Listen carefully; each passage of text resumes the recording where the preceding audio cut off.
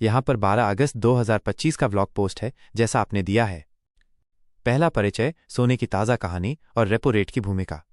आज 12 अगस्त 2025 को घरेलू बाजार में सोने की कीमतों में उतार चढ़ाव साफ नजर आ रहा है।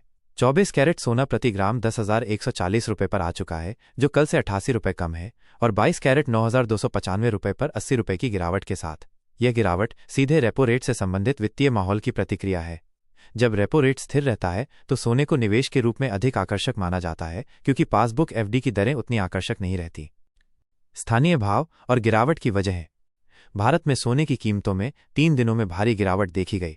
24 कैरेट सोने ने 100 ग्राम में 10,300 रुपये की गिरावट दर्ज की और 10 ग्राम में 1,030 रुपये की, जिसका असर आज घरेलू बाजार में भी देखा जा सकता है।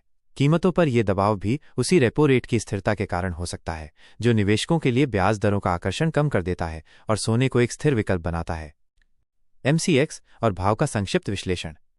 एमसीएक्स सोने की फ्यूचर कीमत आज लगभग 1,01,052 रुपये प्रति 10 ग्राम पर आ गई है, जिसमें अगस्त माह में 2,400 रुपये का कुल उछाल रैली रहा, अब हल्की गिरावट के साथ। इसी आर्थिक परिदृश्य में जब रेपो रेट स्थिर है तो धन सोने की ओर आकर्षित होता है, जिससे भाव पहले बढ़ता है और फिर बाजार विश्लेषण के अनुसार एक स्तर पर पहुंचता है, जिससे कुछ मुनाफा वसूली, प्रॉफिट बुकिंग और मूल्य सुधार, प्राइस करेक्शन भी होता है। भविष्य की दृष्टि माइनस सोने का आउटलुक और रेपो रेट का महत्व। आज के एमसीएक्स और घरेलू बाजार दोनों की ही धारणाएं थोड़ी तेजी बुलिश की बनी हुई हैं, लेकिन उतार चढ़ाव की गुंजाइश बनी रहेगी।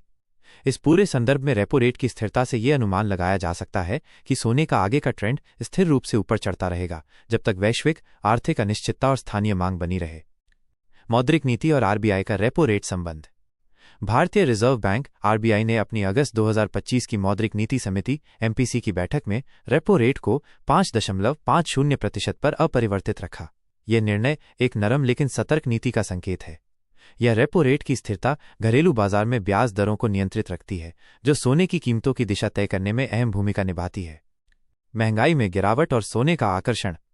जुलाई 2025 में खुदरा मुद्रास्फीति रिटेल इन्फ्लेशन 1.55% पर पहुंच गई, जो कई वर्षों में सबसे निचले स्तर पर है। यह कम मुद्रास्फीति रेपो रेट की स्थिरता के साथ सोने को एक सुरक्षित निवेश सेफ हेवन बनाती है, यानी सोना खरीदने की प्रवृत्ति तब बढ़ती है जब रेपो रेट रुका हुआ हो। टैरिफ, वैश्विक तनाव और सोने की मांग।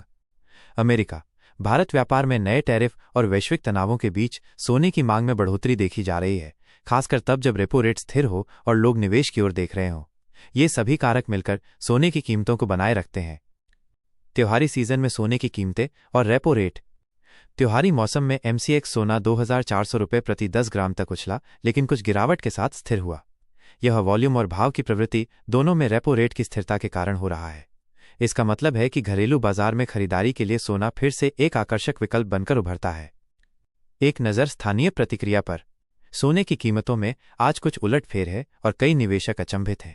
इससे घरों में सोने की खरीद फरोख्त की रणनीति बदल सकती है, खासकर तब जब रेपो रेट स्थिर बना हुआ हो। ये प्रत्यक्ष रूप से घरेलू बाजार में सोने की धारणा का संकेत है।